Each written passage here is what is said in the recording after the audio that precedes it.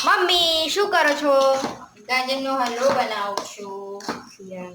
શિયાળાનો special છે માટે શિયાળામાં ગાજર ખાવા જોઈએ. ગાજર ખાવાથી ઘણા ફાયદા થાય છે આપણા શરીરને.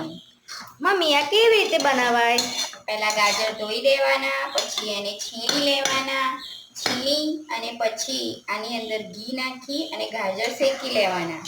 ગાજર બરાબર કમ્પ્લીટ શેકાઈ જાય પછી એને દૂધ નાખી અને આવી રીતે હલાવતું રહેવાનું. પછી એમાં આપણા મનપસંદ જે બી ડ્રાયફ્રૂટ હોય એ નાખવાના.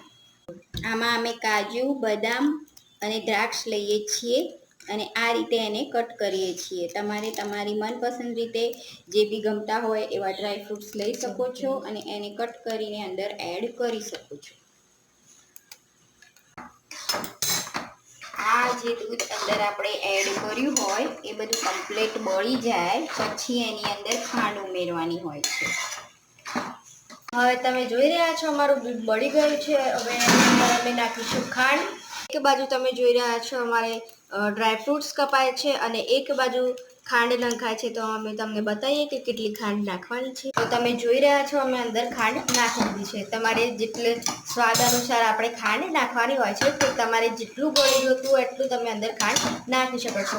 અને એના અંદર ખાંડ એડ કરી અને પછી આપણે આ રીતે હલાવવાનું છે. અને પછી આવી રીતે જ્યારે બી અંદર બબલ્સ થવા લાગે ત્યારે સમજવાનું કે આપણું દૂધ બળવા માંડ્યું છે અને દૂધમાંથી માવાના અંદર આપણું ટ્રાન્સફર થવા માંડ્યું છે.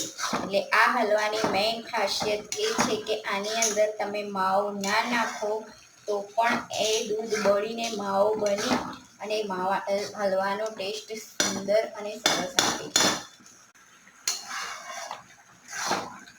તમારે અંદર કેસર એડ કરવું હોય તો તમે 4-5 કાંટા કેસરના પણ અંદર નાખી શકો છો.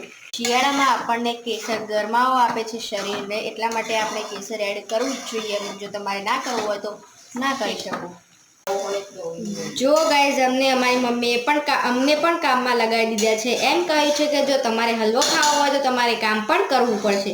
એટલે અમારે અત્યારે કરવું પડે છે. દીદી ડ્રાયફ્રૂટ્સ અમારે છે અને અમારે કરવાનું છે આ ઇલાયચીને ફોલવાની છે. ગાઈઝ જે રીતે આપણે દૂધ બળશે તેમ તેમ આ રીતે હલવામાં આ રીતે માવાની આવી કણીઓ દેખાશે. તેના અંદર ઇલાયચી નાખવાની છે. ઇલાયચીને ફોલીને તેને ખાંડી દેવાની છે. बनके रेडी है हमारा हलवा. आपको भी ऐसा हलवा खाना है तो कमेंट में लिखें.